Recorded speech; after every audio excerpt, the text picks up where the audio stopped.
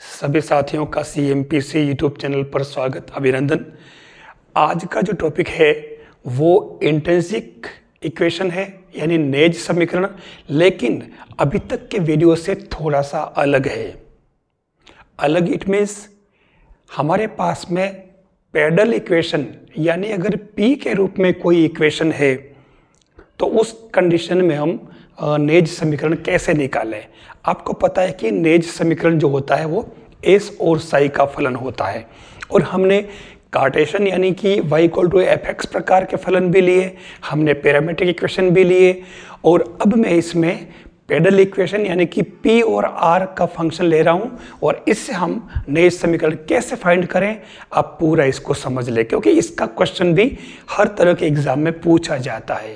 तो लीजिए हम स्टार्ट करते हैं आज का वीडियो बिना टाइम गंवाए। हमारा क्वेश्चन है P = R sin अल्फा। तो इस इक्वेशन से हम नेज समीकरण कैसे फाइंड करेंगे। हमारा क्वेश्चन है P = R sin अल्फा।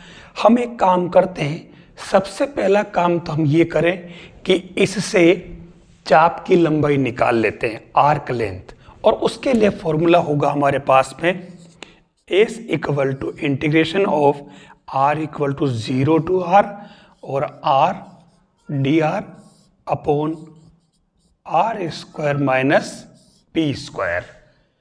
अब हम इसके अंदर P की वैल्यू पुट कर लेते हैं, तो S क्या आ जाएगा 0 to R, और ये R dr R² - R² sin² alpha root. तो इससे आपकी S क्या बन जाएगा, ध्यान से देखना, 0 to R, और ये बन जाएगा आपके, क्योंकि R² बाहर चला जाएगा, कोस अल्फा बनेगा, तो ये आपके बचा सेक अल्फा dr। अब सेक अल्फा तो कांस्टेंट हो गया, तो कोई काम है नहीं, तो S = खाली dr का इंटीग्रेशन करना रहा, और कुछ भी नहीं है, ठीक है ना। तो ये हमारे क्या बन जाएगा R सेक अल्फा। इस रिजल्ट को हम ध्यान में रखेंगे। हमने आर्क लेंथ S क्यों निकाली, क्योंकि हमारे को S और साई में रिलेशन चाहिए, तो हमने एक काम तो कर दिया, S = R सेक अल्फा निकाल लिया। अब हम एक काम और करते हैं, यहाँ से R की वैल्यू इसमें पुट कर लेते हैं, ठीक है। तो इससे आपके क्या बन जाएगा, R = P कोसेक अल्फा हो जाएगा। तो ये क्या बन जाएगा, भले R की वैल्यू पुट कर दें, P अपॉन कोसेक अल्फा, और ये सेक अल्फा। तो इस केस में आपके ये क्या बन जाएगा, इससे S = ध्यान देना P, और ये कोस हो जाएगा, ये साइन ऊपर हो जाएगा, तो ये P क्या बन गया आपके P tan अल्फा से। तो ये आपके R क्या बन जाएगा इसमें P कोसेक अल्फा। अब मैं इसमें dr/dp निकाल रहा हूं, तो ये क्या बन गया dr/dp कोसेक अल्फा। देखना मैं ऐसा क्यों कर रहा हूं, पैडल इक्वेशन के लिए आपको मालूम हो, मैं इसके दोनों तरफ r से मल्टीप्लाई कर लूं, dr/dp, तो ये r कोसेक अल्फा, ठीक है। अब इसमें क्या बन जाएगा, ये r dr/dp क्या हो गया आपको पता हो, तो ये हो गया रो, ठीक है। ध्यान देना, radius of curvature for pedal equation, ध्यान देखना। तो ये रो = R कोसेक अल्फा हो गया। और अब आपको पता हो तो रो का मतलब क्या होता, रो रेडियस ऑफ कर्वेचर, और हमें चलना किस में है, हमें चलना है S और साई में। तो आपको पता होगा कि रो को हम ds/d लिख देते हैं, तो ये हो जाएगा R कोसेक अल्फा, ds और d आ गया। अब यहाँ पर R है, हमें R नहीं चाहिए, हम एक काम करते हैं, यहाँ से R की वैल्यू यहाँ से पुट कर लेते हैं, R = क्या होगा S कोस अल्फा बन जाएगा, ठीक है।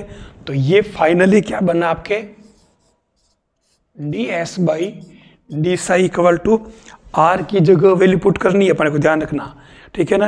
ये R, तो R की वैल्यू से क्या हो जाएगी, R = 1/cos, यानी कि S कोस अल्फा।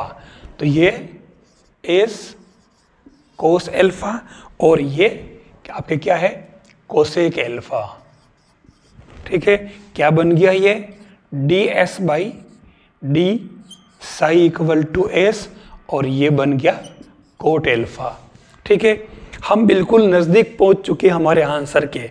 आप ध्यान से देखना, डी एस बाई एस और ये कोट एल्फा डी साई, आप इंटीग्रेशन कर दें तो ये क्या बन जाएगा आपके, log s प्लस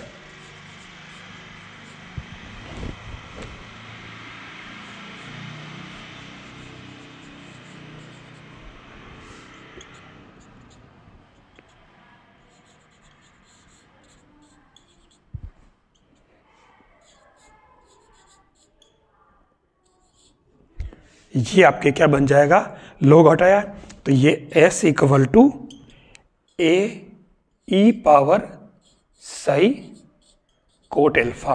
ये आपके फाइनल इसका एस और साई का रिलेशन है, यानी नेज समीकरण। आपको ऐसे ही इसको सोल्व करना है, बिल्कुल सिंपल सा काम है। यानी हमने किया क्या है, हमारे को चाहिए था एस और साई में रिलेशन। आप एक ब्रीफ समझ लीजिए, हमारे पास में हम कुल मिलाकर कर क्या रहे, हम कुल मिलाकर के S D S by D Sai, इसको भी रो, और एक रो हमारा होता है R D R upon D P.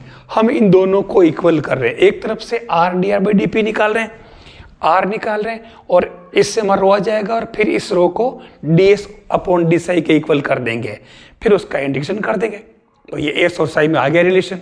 बिल्कुल इजी काम है, कोई मुश्किल नहीं। एक प्रोसेस ध्यान रखना पड़ता है कि अलग अलग कर्व के लिए किस तरीके से अपन एस और साई की तरफ बढ़ें।